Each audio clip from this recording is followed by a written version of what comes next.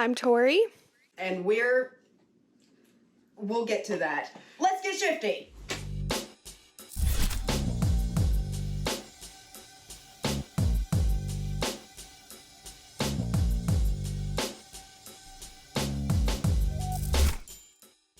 Welcome back, everyone, to the Get Shifty podcast. We're so excited to be here. And we have lots of guests today. So, guest, introduce yourselves. Who's going first? You started talking. You spoke first, so Oh, that's scary. Hi, my name is Ben, aka Benny Frankie. I'm 23. I have he, they pronouns, and a fun fact about me is that I have a lot of kids. Yeah, that's the fun fact. Hi, I'm Gigi. I'm freshly 26, and I use she, her pronouns, and I am in love with a greasy dungeon bat. And I'm not afraid to admit it. Hello, I'm Aiden. I'm 22. My pronouns are she, her. Fun fact about me is that A, I'm being held here against my will, and B, I love old people. Romantically. Round of applause for the old man fuckers in the room. I'm outnumbered 3-1. Also, too, I just want to say, for everyone, we're going to put this disclaimer out. If you guys follow my Twitter, you know I got a concussion. We're filming this during the concussion. So if I'm quiet and just chilling, that's why. And the sunglasses. That's why. And it's okay because we can't shut the fuck up. So. We really can't. You guys are going to carry me. How about we kick it right off? Let's start over here with you, Okay. Ben. How did you find out about shifting, and where did your journey begin? The first DR you were going to shift to. Tell us a little bit about all that. So I started off as a skeptic. I looked at all of you and thought you were all crazy. And that's not a joke, because I stumbled upon it on TikTok in June of 2020, I think. And the whole summer before September hit, I was like, you're all nut jobs. You're all insane. And then September hit, and I became obsessed with trying. Because I wanted to prove something. I wanted to see if it was actually something that you could do. Yeah. And it led to months and months of obsession until the point where I was like, you guys suck. This is literally fake. You're lying. I tapped out. I was like, I'm never doing this again. And then I shifted that night. Oh my god. Yeah! The universe said, screw you.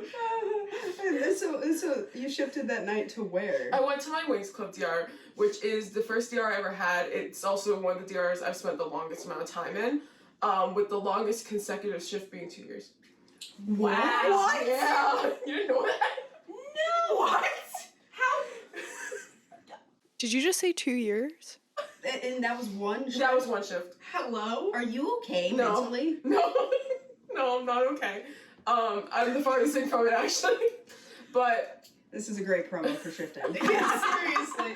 the thing that sucks the most is that I'm not going back to that version of that DR because of the things that happened in that 2-year-long shift. Yeah. That's I can't go back, so I'm redoing all of my DRs now. But it was my first DR. I held it very close to my heart. It was literally a maladaptive daydream of mine, for from the point of being 14 to 18, give or take. Yeah.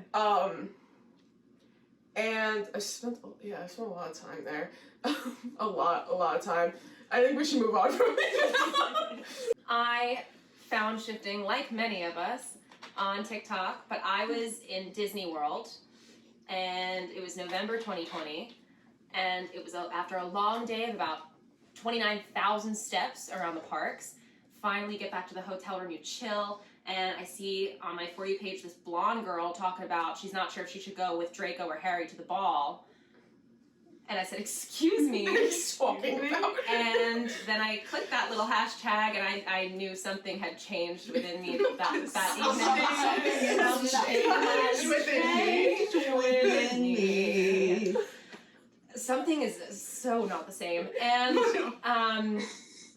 And the first, obviously, Hogwarts was the first reality that I was like, I have to go here, being freshly obsessed with Mr. Snape.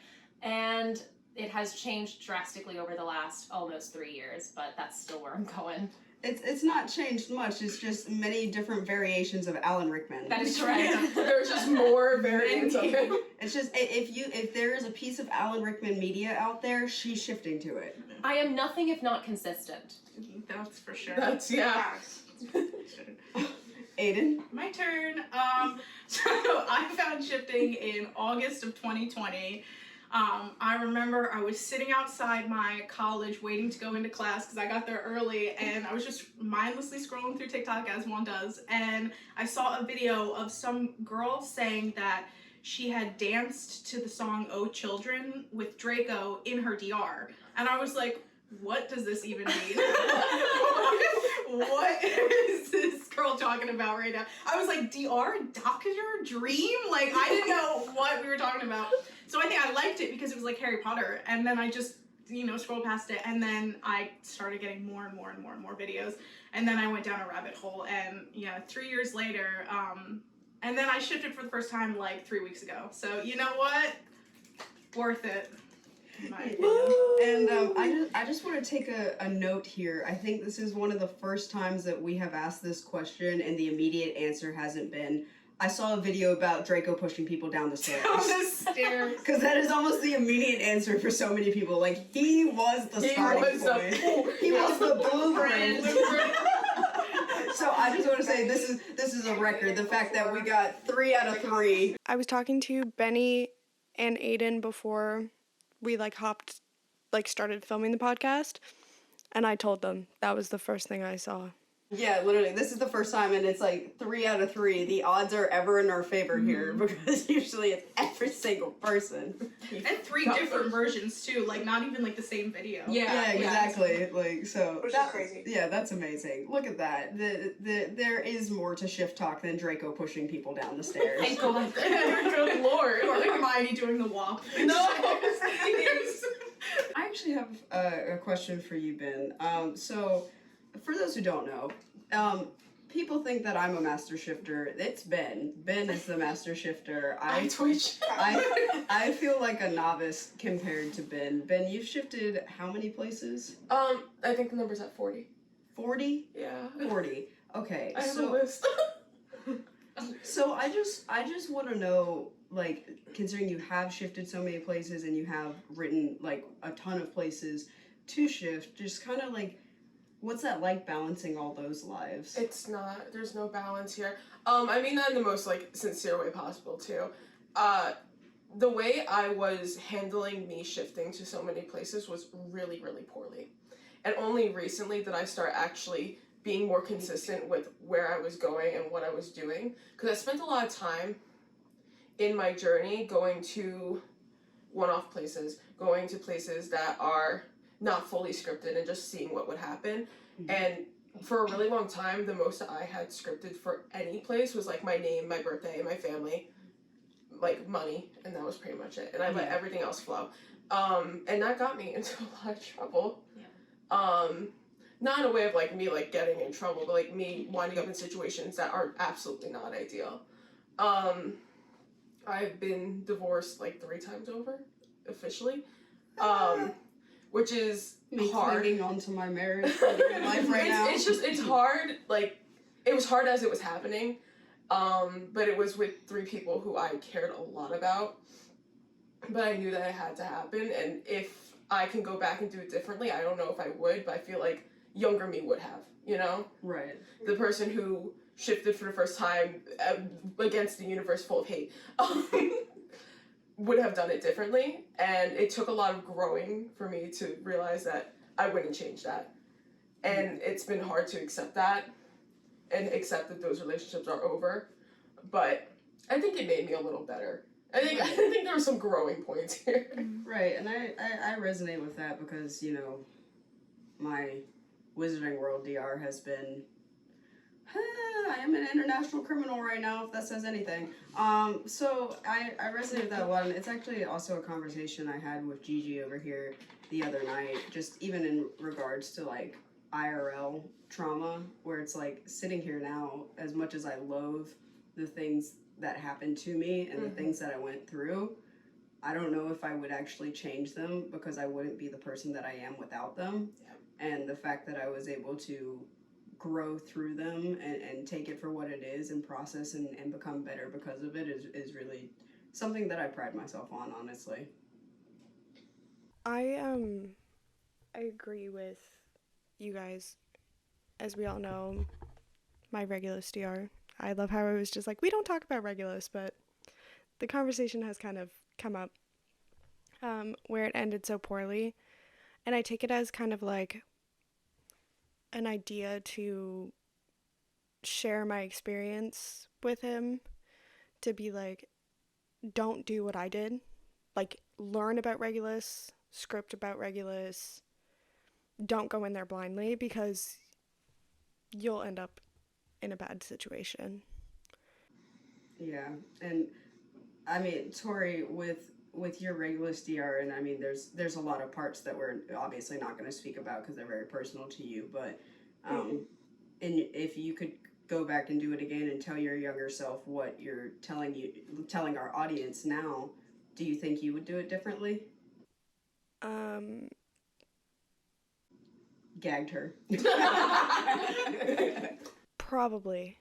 I would at least put up more precautions so what happened wouldn't have fully happened. I have a question for the master shifters in the room. Are the master shifters in the room with us? Will the real master shifter please stand up? I don't want to stand. The question is, was there for you any kind of a turning point that you sensed, even retroactively, where you shifted and then you realized that something had shifted within you to get you to that point? Is that making sense? That does. I know it's a little roundabout. It is a little roundabout. It is. Do you mean like in a way of like me changing, like myself? Like an aha moment? Yes, an aha moment that you sensed either before or after it happened. I only really have aha moments in my scientist DR, which is where I literally go through parallel universes in the Dreamverse. So that's where I have all my aha moments. Okay. That's where I feel I come out of that with like a changed man. I can't in good conscience like really get into what actually happens there. But every time I come back from there, I'm like, A, I get to see my wife, perfect, love her. Second of all, I get to see my son, awesome, love him. What the fuck just happened? Like that's literally the three like main consensus. Like, I love my wife, I love my son, I love my little pumpkin. What the fuck just happened? And I have to sit and reflect for like 15 minutes after every single time. Like every single time because we'll go on missions, and that's how we get into the Dreamverse. And we'll sit there and we'll study and we will project things and see what happens and basically bounce things off walls to see what will explode. Yeah. Oh, I was gonna say what sticks, but that too. What sticks. That too. Sometimes things stick, but a lot of times things explode. Okay. So Not surprising. Not shocking at all. But that's the one place where I come back and I'm like, I feel like I learned something and I wasn't supposed to learn it. Interesting. But in retrospect of like me changing and like having a moment of, oh, I feel different now, literally every single time, without a doubt. Every single like main DR that I have, if I'm there for longer than 5 minutes, I come back slightly changed. I had kind of an aha moment with my first fame DR with Carboy. I had something happen to me prior to finding out was shifting, and I thought I was okay with it. Like, I was like, oh, you know, it happened, whatever, like, fuck it. And then me being stupid and being too lazy to, like, you know, really, like, script or anything, and I know we've talked about this in prior podcasts, but it happened, that same trauma happened in that first DR, and like going through it again, but like going through it not alone, just kind of was like, I saw the way that my body processes its trauma here and how I kind of like held on to it without like letting it be like a traumatic experience. And that was kind of my like eye-opening, where I was like, oh crap, okay, so this is something that was traumatic to me, and it's something that I had to work through, and shifting was that tool. Now I never went back to that DR because I didn't want to like keep going with the can of worms. I think that DR was just only to like help me heal that trauma and go forward. But yeah. I think personally, like my aha moment was shifting, which is something I've talked about before, so I'll just go over it briefly. It was prior to me shifting, and it was actually about like 2 weeks before I shifted for the first time, and I was in one of the lowest places of my life, like probably second to lowest place of my life. I was just angry all the time. I was just so frustrated because all I wanted to do, genuinely, was escape this reality. And that's not to say that everybody is trying to use shifting as escapism in an unhealthy way. I was running from things happening here. I was trying to get away from it because I just did not want to have to deal with the pain and the grief and the depression and all of this stuff every day. So I was running, and I knew that. And my saving grace was my dad, who knew about shifting, and like he and I were kind of butting heads on it at this point, and I didn't really see his, because like from being in the shifting community, obviously I was very sensitive to anyone speaking negatively about it, because the typical thing is like, oh, you're just fucking crazy. But it took me until he like literally grabbed me by the shoulders and was shaking me. He was like, I am afraid to lose you. I need you to settle yourself and do something else right now, because I am so scared that you are going down a path of no return. And he was right. He was right. I hate to admit it, but he was right. I was genuinely in a place where like I've been suicidal before, and I was very much in that same place then. So I had to take a step back from shifting, and I had to adjust my mindset and stop making my happiness rely on shifting. And that was when I wasn't trying to shift, and I just worked really hard with shadow work and meditation to kind of like get through what I was, idolizing shifting as, and trying to bring it off the pedestal I had it on, so that it could be just a casual thing that's like, this is an aid, this is a tool, this is not your escape, this is a way to help you heal, this is not a way to help you run. So, and then I was like, during that break when I was really focusing on myself, every night I was still giving myself permission to shift. I give myself permission to shift. If it happens, it happens. It doesn't, it doesn't. That was my affirmation every single night, but I wasn't actively doing a method or trying or anything like that. I was literally just like doing what I normally do to go to sleep, which is meditate, and saying that affirmation before I rolled over and went to bed. And it was during that I shifted for the very first time. So that was my big moment with it, and it genuinely saved my life. Yeah. So, did that answer your question? Thoroughly, thank you. Yeah. That's honestly, I feel like that's such a good thing to bring up, because I feel like a lot of people go through that where you see it so much being in the shifting community for 3 years, people feeling so down and wanting to escape, which is totally understandable, because I myself have also seen shifting as an escape, because when things get rough here, of course you look at this thing like shifting where you can go anywhere you want to, you can experience anything you want, you can see anyone you want, like of course it's going to feel like a better option and like an escape. But I know, like when I shifted for the first time, I was literally I was talking to my friends, shout out to the Jolt. Shout out to Joel. We were having like a whole conversation about how sometimes you need to force yourself to like take a step back, and like you can't put so much pressure on yourself, because it was like I was waking up every day and I was like really upset about the fact that I hadn't shifted, and that's just not healthy. Like, I was already in a bad place mentally, and then I was adding on that, sadness about not shifting. So I'm starting my day off in a bad mood. And so of course it's not going to improve as the day goes on. And so I really had to sit down with myself and be like, okay, you've been doing the same thing for 3 years. Like, now it's time to either take a break or change what you're doing, because you're doing the same thing over and over again. And of course you're getting the same result. Like, you have to do something different. And so I took a step back from shifting. I wasn't actively trying to shift, but I was like, if it somehow happens, then, I'll deal with that. But right when I decided to come back and maybe start trying again is when I shifted for the first time. So I think breaks are very beneficial, and everybody says that, and you don't want to listen because you think like, well, what if the next time is the time? But sometimes you just got to give yourself time to adjust and figure out what you need to do best in your own shifting journey. Absolutely. And Aiden, I actually just want to go along there. Can you, if you wouldn't mind, tell us a little bit about your first time shifting? Yeah, right now. Give it to us right now. Okay. Give it to us. We're This is listening. the most chaotic thing that I'm sad. I'm sad. So it started, I'm gonna do like a short version because this shit was too much. It started out as a dream, and in my dream, Tony Stark, that stupid motherfucker, said that he was gonna send something to the sun to study it, and I was like, you do you, dude, like, I don't know what the hell you're talking about. So he sent something to the sun, and he blew up the sun, literally, Real. like, I believe blew it up. And so I... Something he would do. something he would absolutely do.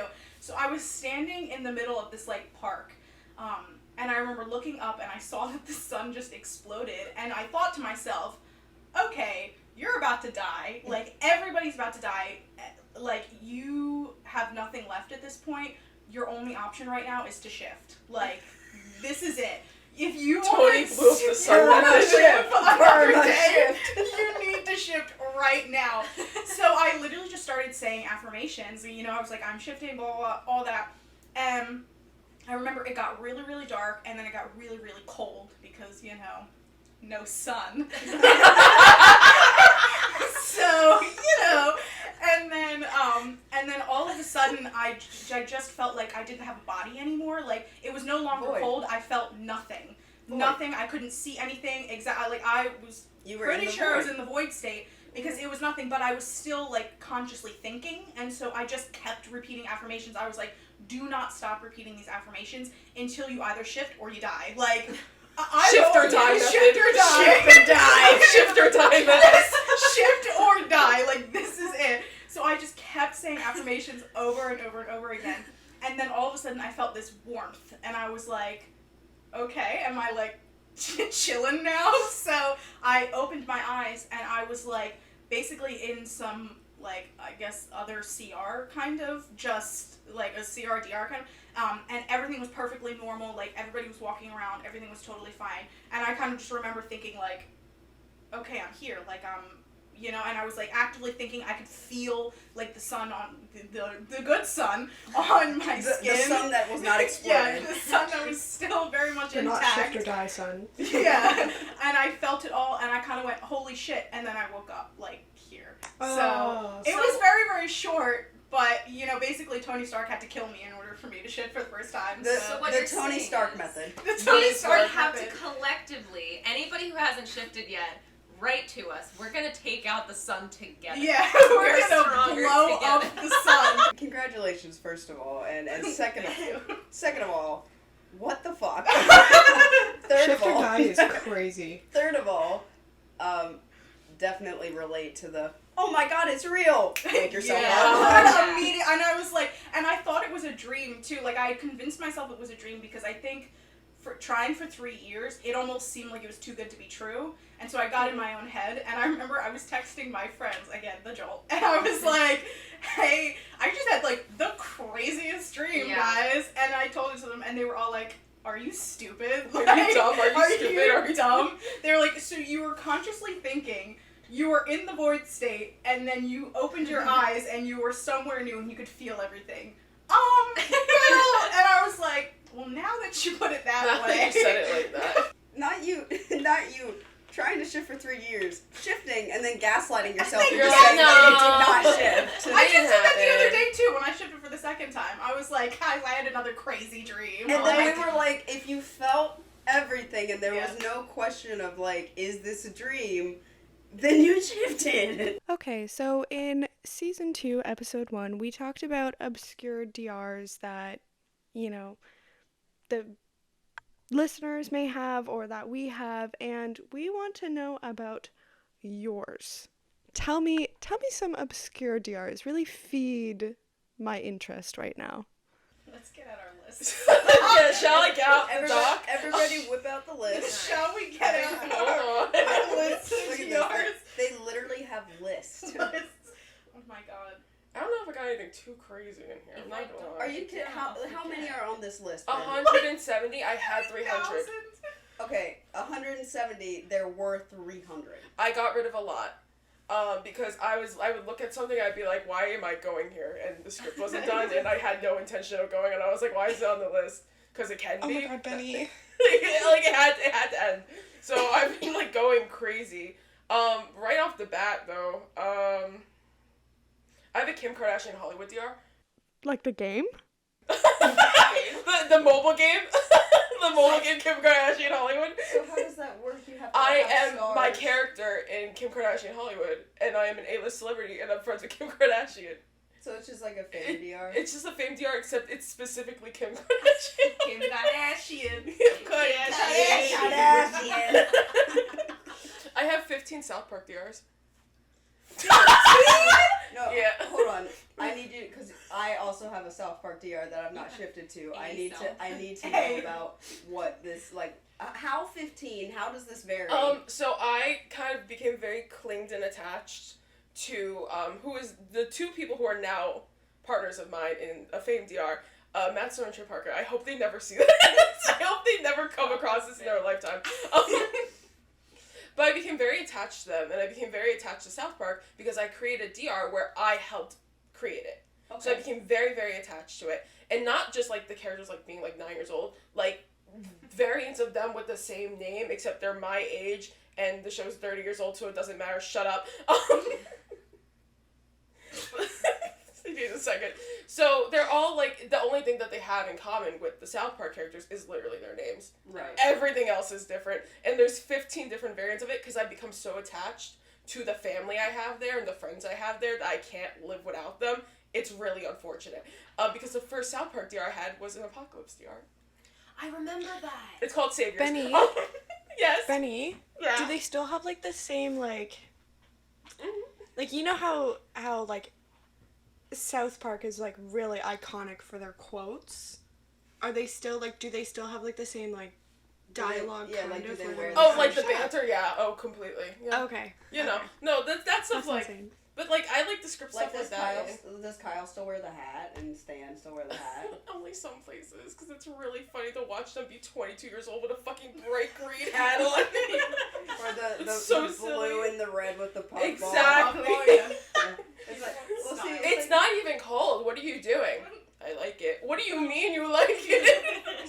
See, like, for me, my South Park DR is just I'm shifting to South Park to be one of the teachers at the elementary That's school. so good. I have one like that too. Like, I'm gonna step in while Garrison's off being a stupid He president. gets his nose job. Well, while he's being Oh, he's Trump. being president? While he's being Trump. That's worse. Yeah, I'm gonna step in and take over there and probably fight Garrison. But That's it'll fair. be great. I- When he comes in my classroom, he's like, I'm gonna start teaching again. I'm gonna be like, I'm about to go to jail for assaulting the president. I'm about to get taken down by Secret Service. I'm about to become a criminal against the U.S. government in 2 DRs. 2 DRs, anyways. You're definitely Yeah, not I- consistent. I See have your a FBI DR. agent right now listening to this being like, Yeah. What? I'm talking about South Park FBI. It's okay. They're not that serious anyway. I have a South Park DR where everyone is like the same ages and stuff, but I'm specifically dating Eric Cartman, Leanne Cartman. I'm dating Leanne Cartman, Eric's mom. I'm dating her and making him very angry about it because I'm about to become his stepfather. Yes, I love it. Literally, but he's like 23 and he hates it. And I'm also like 24 and I'm just like, Hey, how does it feel to have me as your new daddy? exactly. And I'm also taller than him. As you should. Very specifically. I'm 5'8" and he's 5'4". So, Anyway. you two now, what are you? It's your time to shine, princess. You with your millions of variations of Alan Rickman. Gigi's about to eat. Well, so, here's the thing. I actually think most of my DRs are obscure because I am looking to eventually shift for every single version of Alan Rickman except for Alan Reagan when he played Ronald Reagan and Lee Daniels the butler. And Judge Turpin and Sweeney Todd. Otherwise, we've got Blow Dry Alan Rickman. Nobody knows Blow Dry. It's okay unless I've showed it to you personally, which I might have.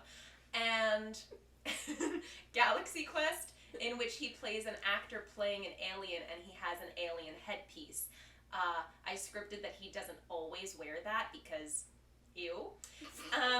The headpiece stays on. It stays on during sex. It stays on during sex. Everybody says that and it gives me the ick. But Giving tentacles. You walked right into it. You did. Like, you literally did. But as far as non-Alan Rickman obscure DRs, we've got Desperate Housewives, which I call Wisteria Lane. Indiana Jones, I just haven't seen a lot of other Indiana Jones shifters. Paddington, Yeah. although I might have scripted Alan in there, I don't remember. And Great British Bake Off. That's so Oh, I funny. love- So Wait, I love those. Thank you. So Indiana Jones, I've never heard about this one. What's like? What are you gonna be doing there? It's lightly scripted. It's going on an excavation adventure with Dr. Jones, who is my grad school teacher, and my best friend from childhood from this reality, who you all met last night. And just going around and having fun little life-threatening adventures. That's really what I'm about for that. It's so silly fun. little life It's threatening. so little, like, I'm gonna put my I life in danger. I want to get chased by a boulder. Do you really? Do you actually because- though? Listen, That's the listen. thing. Listen. Can you run the building? Listen. I had a curse breaker DR. I had a curse breaker yes, I DR remember this. where I was a curse breaker with Bill Weasley. That is a whole other story that we're not going to get into because, oh my god, that motherfucker pissed me the fuck off. Anyways, we got chased by not a boulder, but a giant stone fucking warrior chasing us down the corridor. A And sentient warrior. yes, because it's all magically protected, and we had to, use curse breaking. We had to go through the runes to unravel it and use arithmancy to figure out, like, the right properties to unravel the curses, which had been there for thousands and thousands of years, so it was very, very difficult, and me, being a stubborn ass, just was like, oh, fuck it, like, I can feel, like, go through here, it's a trap, it is literally, like, you go through, and then you are trapped, you cannot come back out the door, you cannot come back out the wall that you walked through, and then suddenly, and Bill came running in after me and was like, you fucking idiot, and then this fucking stone warrior that's like literally at least 25 feet tall is running at us down this corridor. I'm panicking, Bill's panicking, he was like, I got this, and then this bitch goes boom, and just like, he goes flying, and yeah, it was bad, so... Do you actually? I want to point out one thing. There's a little bit of a difference because yours was a magical case. But it's still a giant boulder, and you don't have magic to fight it. It's Right, a nice but boulder. a boulder is It's a not... nice rock. A boulder Nice is not rock. consciously aware of being out to get me. It's just the thrill of being chased. And the second thing I want to point out is that for anybody who's just listening and not watching, I say I want to get chased by a boulder, and 3 hands come atop my hands. But Ben says they have 15 South Park DRs, and Nobody gives a shit. nobody No goes one to the gives a concert. fuck. Because that's Ben, and Ben can handle it. You Like, have a delicate little We know flower. Ben is crazy. did I tell you that my mom tried to kill me? Yes, Exactly. that was bad. So, That was I think bad. I'm fine. Me with my ex-husband. That's also bad. Aiden. Hey, so none of my jurors are as crazy as these motherfuckers, but you know what? Let me get out the archives real quick. But I definitely have some that like I see not a lot of people shift to. Definitely, I have an Outlander DR, which I see like nobody. I don't even think nobody watches that show. What is that? It's a show where this like it's so really shifting popular. coded. It's a really popular show. Okay, yeah, Oh, see, you've yeah. heard of it. Like, Yeah. yeah, it's like very shifting coded. She like goes back in time and meets a hot Scottish man, and you know what? I need that. But the 100 is one I never see people. I see like I see a couple of I've people. seen a couple. Yeah, I've seen a few. H2O. Some people comment I one. love my H2O DR. That's so fun. Percy Jackson. I know you shift Percy Jackson. Percy Jackson. The Witcher. I shift to. Yeah.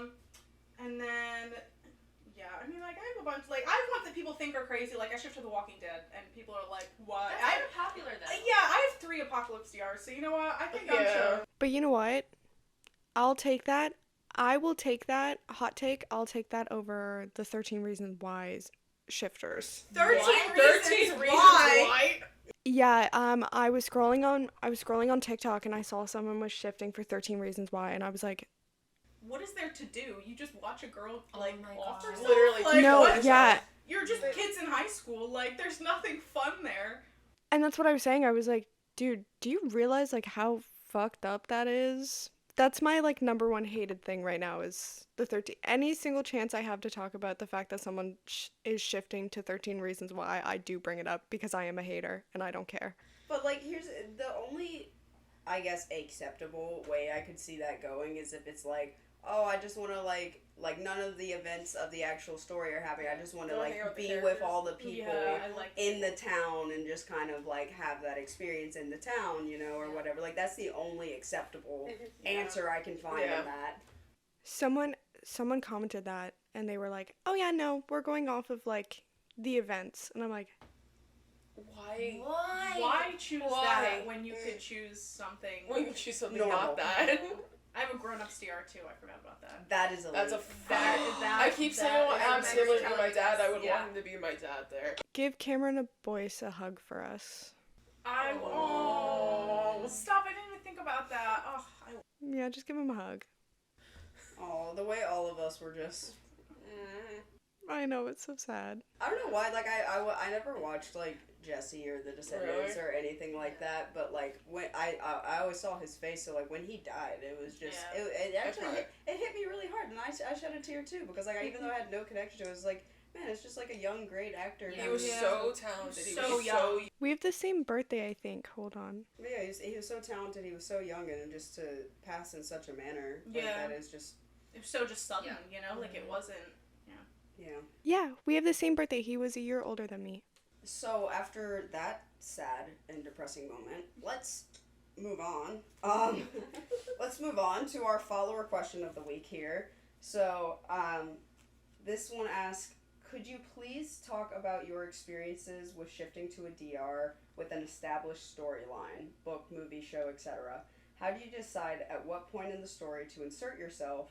And is it weird knowing future events before they happen or having knowledge others don't have? Also, how much do you typically change your DR from the original canon media, and do these changes affect the world and story in other ways you didn't expect? Good question. That's That's a an really awesome good fucking question. Really great question. You want to start us? Yes. So the first thing that came to mind with that is my Once Upon a Time DR, which I just went to for the first time, like what, a week or two ago? For the first time ever. Spent 10 minutes there, freaked out. But I had to completely change the story, but also intertwine myself from the very beginning. So I'm starting before the canonical like series, like the show starts, all the way back in 1846, where I'm gonna get stuck in Neverland and then get stuck outside of the curse. And I had to insert myself in a way that things that were canonical could still happen, but I got to be included in it. And the only way that I, in my righteous mind, help, is the only way I could, like, without touching too much of the story, because I am changing a lot, because I'm going after Killian Jones. That's my man. That's my boyfriend before the show canonically starts. Alright? Sorry, Emma. My bad. But I had to go from something that they only briefly touched on in one season, which was, King Arthur. And that's how I included myself, and I made the whole story about that happening before, and me and my twin, I have a male self, he's my twin, we are both, like, a part of Excalibur's, sword. We give it magic, we give it power, we're both protected. I'm protected by the gem, he's protected by the sword, and we lose our memory due to Rumpelstiltskin. So it's still tying into the fact that I'm getting shielded from the curse because of my gem, and he gets stuck into it because he doesn't have the gems, he has the sword. The sword keeps him alive, and that's it. He gets, you know, and I made it so that it's crucial to the first curse that Excalibur is needed in order to help save Storybrooke and bring it back to the Enchanted Forest. But that was very difficult, and I was saying on the phone for like a good hour and a half with one of my very close friends, pacing back and forth, trying to figure out the timeline and how I can make this not canon, but also as close to canon as I possibly could. It was very difficult. It's very hard. And what do you guys think about that? So with your DRs that have Like plots. Yeah, I know. Like I say this all the time, but like, I feel like one of the biggest things that like turns me away from shifting is scripting and like figuring out how to do the storyline and everything, because I shift to so many places where there's like a lot of shit that goes on and there's like a lot of plot that happens. And I tend to shift for the plot because the plot is kind of usually what draws me into wanting to shift those places. Right. So obviously, like, I'll, like, you know, make them less if they're, you know, really crazy. But, you know, I like having the action and all that stuff. But it's really, really difficult to kind of time everything out because, you know, if you're watching something like a movie or a TV show, everything's happening in seemingly a very short time because you're not seeing all of like what's happening in between that and seeing Yeah, the great whole point. timeline. So you have to like figure out like how like my main DR is my Stranger Things DR, and so I know I had to figure out how to break up the, you know, the 4 seasons into a longer time because I don't want all of that to happen in a very short time. And I know Court has like talked about how like season 3 happens in like a weekend or something, and I don't want to deal with all of that in a weekend. So it's very difficult, at least in my opinion, to kind of sit there and write everything out because then I feel like I'll have something set and then I forget something and then I'm like, oh fuck. Then I have to go back. Like, I know that happens a lot with my fame DRs, trying to figure out like, you know, what stuff I want to star in, but then I kind of have to like change everything around. And I know it becomes very difficult because I know I don't need a script, but sometimes I feel more comfortable kind of just at least having an outline to kind of help me figure it out because I get nervous like what if I shift and like I don't know something crazy happens because I forgot about it. Sure. But it's really, really difficult, at least for me, to get the timeline set, and man, it takes so much time. But I don't know. I'll figure that out once I'll figure that out later on. I'll figure it out. Yeah, it'll happen. Your turn. Okay. I don't actively shift for the plot almost anywhere because as a writer, I know what you mean, Aiden, by the plot is what drew you into the story initially, but as a writer, I connect so much easier to characters individually and dropping them into different settings if need be, but I'm more of a people person than a plot person. So I think the only place that I'm sort of sticking to the plot is Galaxy Quest, because who doesn't want to go on a space adventure? But the only place that I have really heavily scripted a quote-unquote storyline is Hogwarts, because I knew there were certain experiences I wanted to have. Yeah. And that I think will better me there and better me here. But otherwise, I don't see myself going for the plot in any specific place. It's just not my vibe. I like the idea of a soft life and just being with the people that you really love in other places from other stories. So with that said, I have just sort of picked out spots that I think would work in terms of what does the overall landscape look like, kind of zooming out almost and doing like a big picture thing and just picking the spot that I would like to start at and going from there. Yeah, I think that's great. And then on like my personal note with it as well, just like my Wizarding World Hogwarts Uni DR was my first DR, and shifting in 2020, it was like, oh yeah, I'm just gonna be another student at Hogwarts. Everything will be fine, and normal. everything's great. And then upon being there, when you're going somewhere with a certain plot that's playing out over X amount of time, your existence affects that plot. Yeah.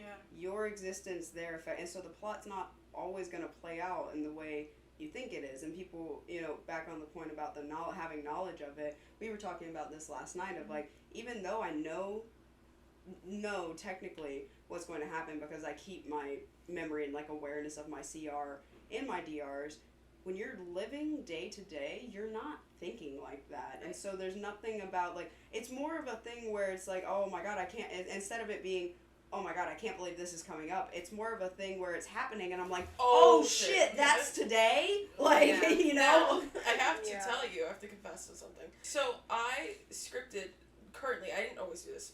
In the beginning of me successfully shifting, I was aware of things that were to happen, but also I wasn't, because a lot of things weren't scripted in, so I didn't know what was canonically going to happen and what wasn't.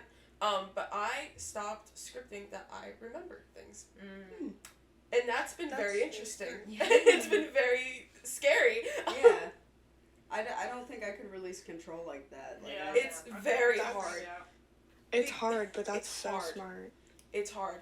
And it's been very, like, trippy almost, because I will come back and I'll be like, I know what happens next, but Raina doesn't, but Madeline doesn't, but Eris doesn't. It's so... I find a lot of and it's like this here in my CR as well, when I'm able to, like, oh my god, this is gonna sound crazy, when I'm able to, like, quote unquote, like, see into the future or have an idea of, like, what's gonna happen, it happens during my dreams in my DR as well as my CR. And so I kind of put up that wall for, like, a bit of, like, an anxiety settler. So I'm like, okay, this is something that I need to, like, mentally prepare for. So if I need to take a step back because a lot has happened, I can take that step back and then come back into it later. But really, like C said, when you're in the moment and you're living in the moment, you don't think really. It's when you come back, and, like, we'll talk about my Regulus DR again, when the Dark Lord died, quote unquote, it wasn't until I came back to my CR and it was, like, down the road where I was like, oh my god, he's not actually dead. Like, he didn't, like, shred up into, like, little pieces. He just laid there. And then I had to come to that realization of, like, oh my god, he's not dead. And see, the wild thing is, and this is, like, one of those ways that, like, DRs differ, is, like, there are people who, like, Voldemort goes like that in the way we see in the movies, but, like, for me, and I believe Christine as well, and a couple other people, he died like a man. Like, he did not hit, like, I hit him with the curse, and he went down like a man. And his body didn't go anywhere. I mean, he did seem a lot smaller and more frail, because I guess, you know, the Horcruxes being destroyed and those parts of his soul being destroyed, he did look a lot more frail, but his body went down like a man, and his body was not, I don't want to say it was buried, but it was put down into a mausoleum of sorts in Gringotts. And Oh my god. it's way down at the bottom of Gringotts. So, yeah. You are not he shredded up. You are not getting out, motherfucker. Stay here. You're stuck here. No comebacks. Well, actually, I think he's supposed to shred up in mine. I called it quits before he could actually officially die, because all of my friends around me are dead now. So, But it's just one of those things, the way, like, DRs differ. But to, like, also go back to the question of just the other last thing I'll say about it is, like, knowing the plot, and, like, I was very eager when I first started shifting there of, like, I'm gonna change things and make it better and, like, prevent things from happening. But upon doing that, it's a butterfly effect. Yeah. And if you have the plot intact, the plot's going to stabilize somewhere else, and it becomes more unpredictable because of the decisions that you made. I chose to take care of Peter Pettigrew and out him in October instead of at the end of the year. So I had been shifting there for, like, a month, and a month and a half, and I decided to go ahead and out him. And I was like, great, like, you know, Sirius is free. Well, Sirius wasn't freed until, or, like, declared a free man until December. That's a whole other thing.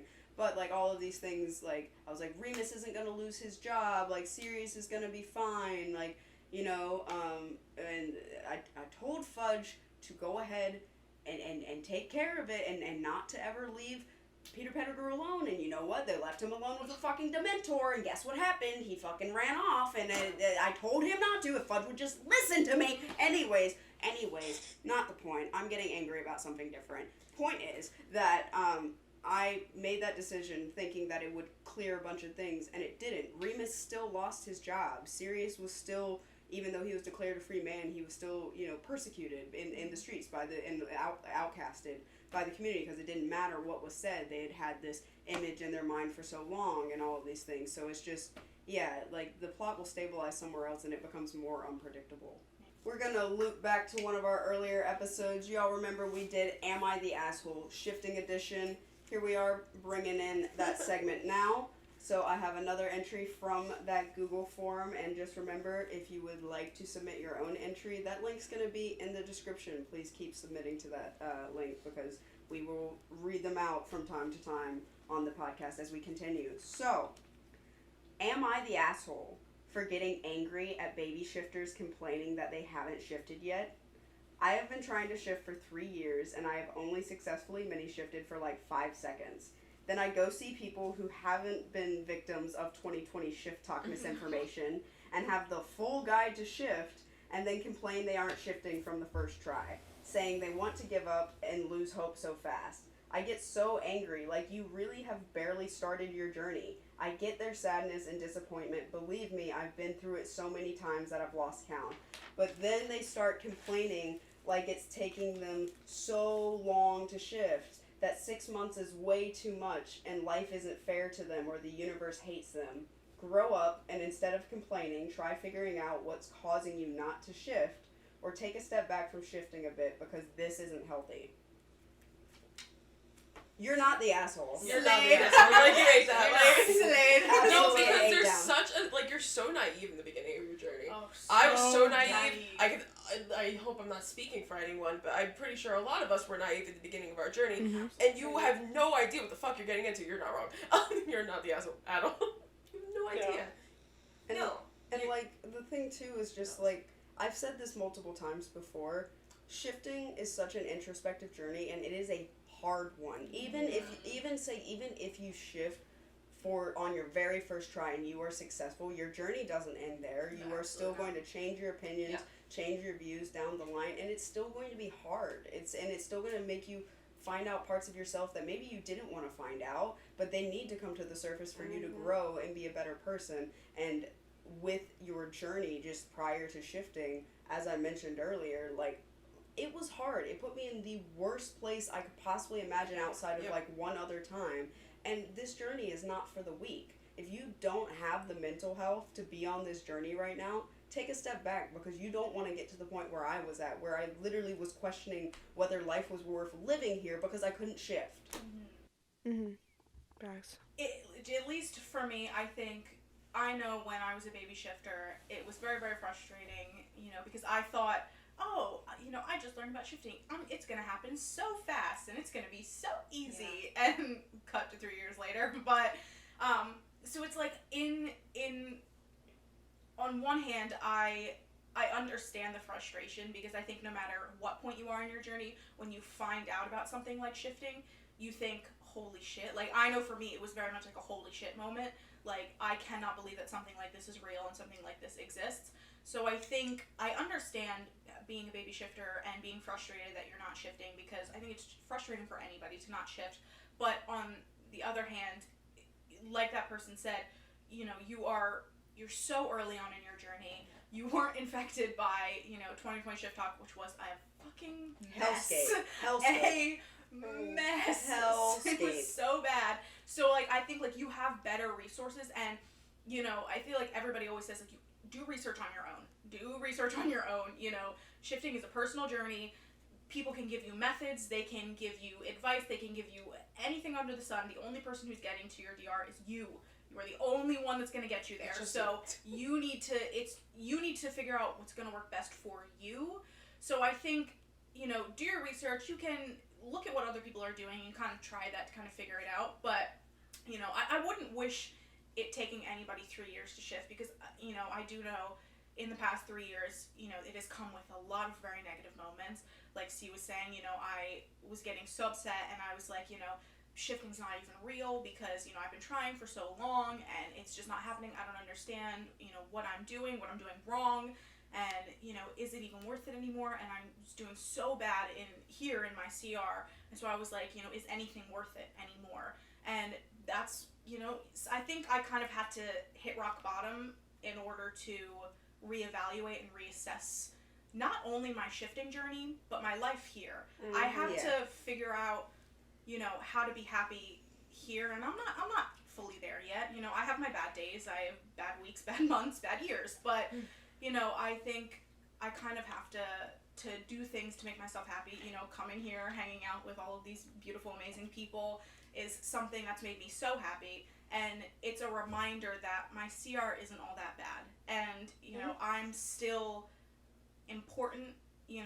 This life can still bring me fulfillment and enjoyment, and if this is all I have, then this is all I have, and I have to work with that. But then if I also shift and I'm going to my DR fully, then that's just an added bonus, but everything kind of has to be even. I can't put one, like they say, don't put your DR on a pedestal, like you have to kind of find a balance in between both of them. So yeah, that's my 2 cents. To your point, Aiden, I think balance is a really important keyword here, and something that gets lost in the sauce quite a bit, especially on Shift Talk. But no, you're not the asshole. I think you're human, and I think your anger is very justified, yet it will stop being justified when you let that consume you. So if your anger at baby shifters for complaining in the way that they are starts to hinder or immobilize you, that's when it becomes your problem, because at the end of the day, their complaints aren't your problem. So and I like get it. and it is a very much a balance in that sense as well, of like people are allowed to vent their frustrations, and like you're allowed to be frustrated at any point in your journey. You're totally allowed, and you're allowed to voice that. And the struggle is when it's just like all of these baby shifters that's like all they're posting is just like, I haven't shifted, I tried and I failed, and why does the universe hate me? And Are you lying? woe is me. Like, Are you lying? Yeah. Are you? Do you promise me 100% that shifting's real? No. No, but then at that point too, block button, The finger touching pout is crazy. That was crazy. We can see the thumbnail. Do it again. Alright, ready? Tori, I hope you're doing it too. I am doing it too. Good, okay. Thumbnail. And now for the long-awaited question of the week. This is to everybody, wherever you're watching. The question is, what is something that shifting has done for you that you didn't expect it to? This one is so good, Gigi.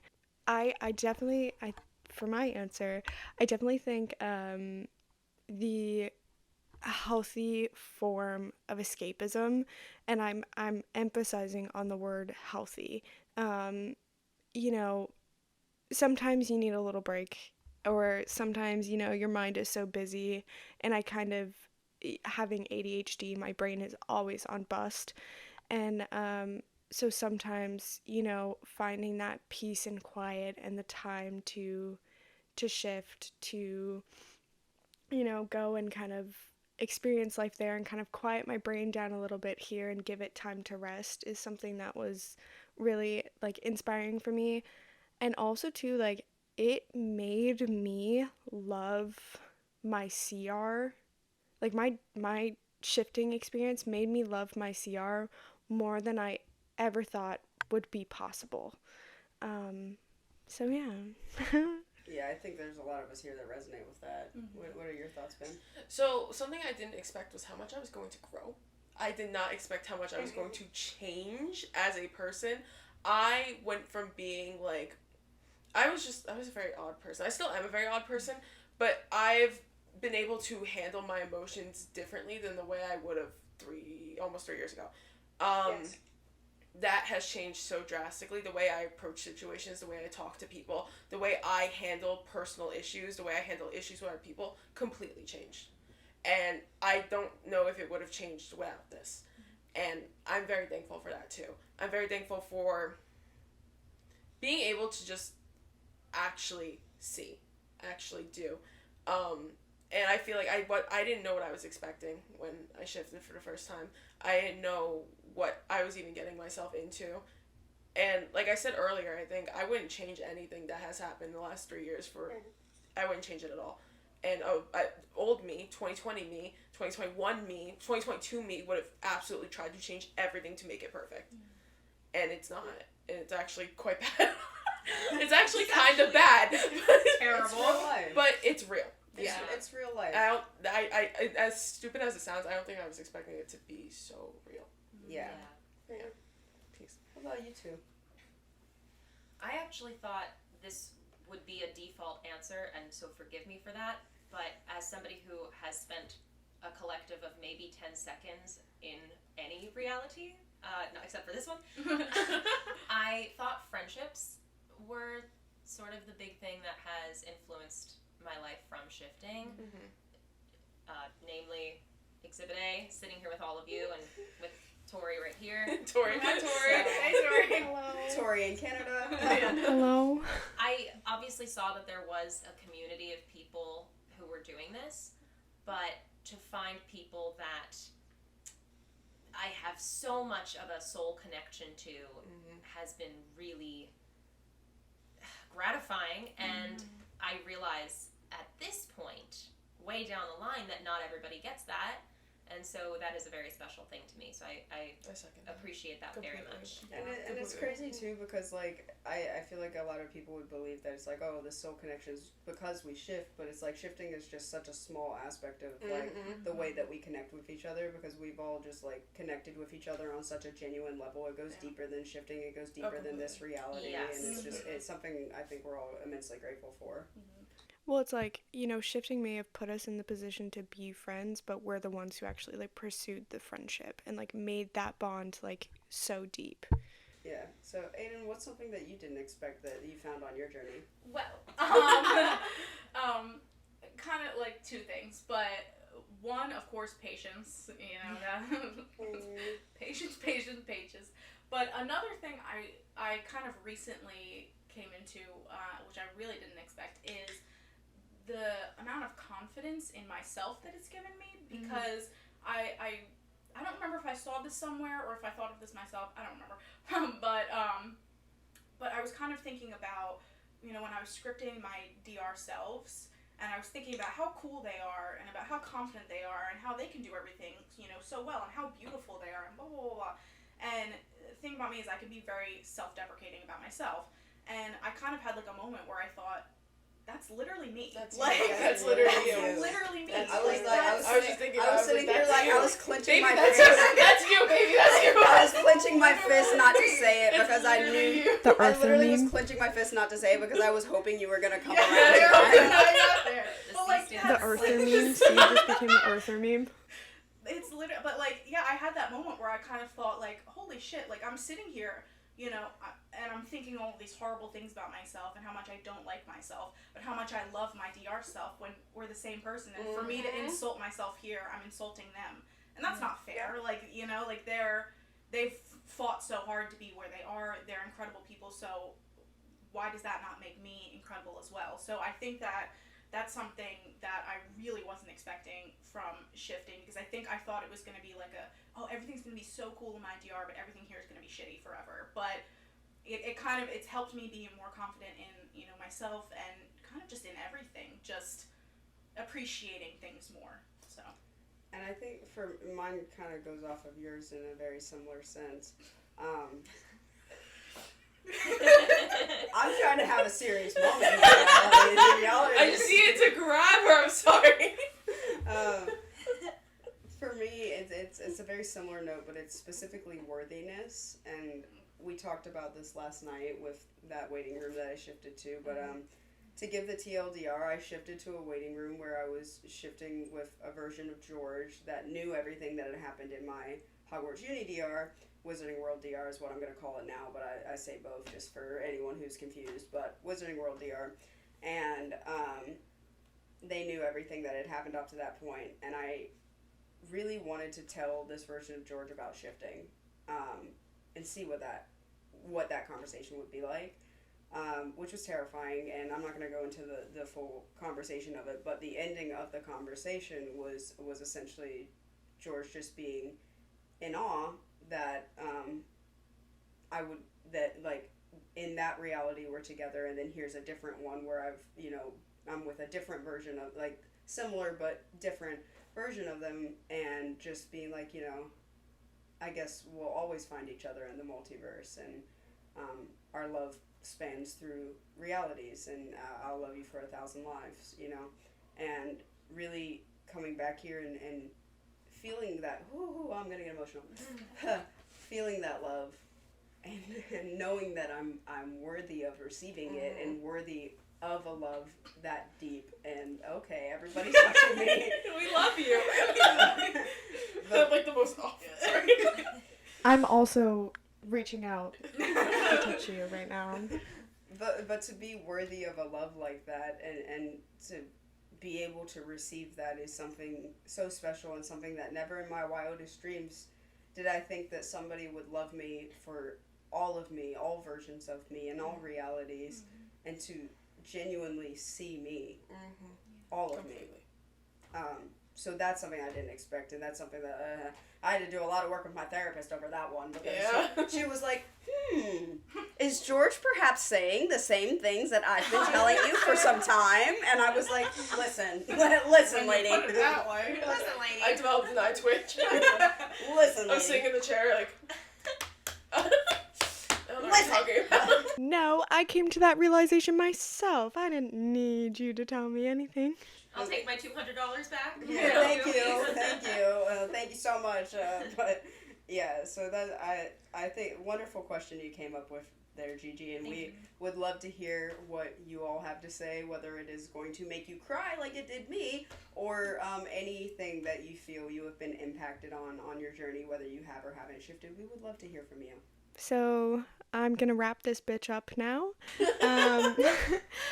That was the end of our episode. Thank you so much, everyone, for joining our episode and being on here with us. We really appreciate you guys so much, and this episode was so much fun to film. And it was nice because I got to sit back because head on bust. But that is everything. We will see you guys next week for another episode of Get Shifty, and I hope you guys enjoyed. And all of their links to their social medias will be in the bio, as well as you guys will have seen the intro taglines here as well. But click the links. You guys can follow them wherever they're at. And we really appreciate y'all being here. Go follow them. They're literally amazing. Raising Canes. Yes! Raising Canes. Raising Canes! All right. Raising Canes! All right. We appreciate you guys being here. Thank you so much for watching. Go Shift. We're going to go fuck up some Raising Canes. Go Shift.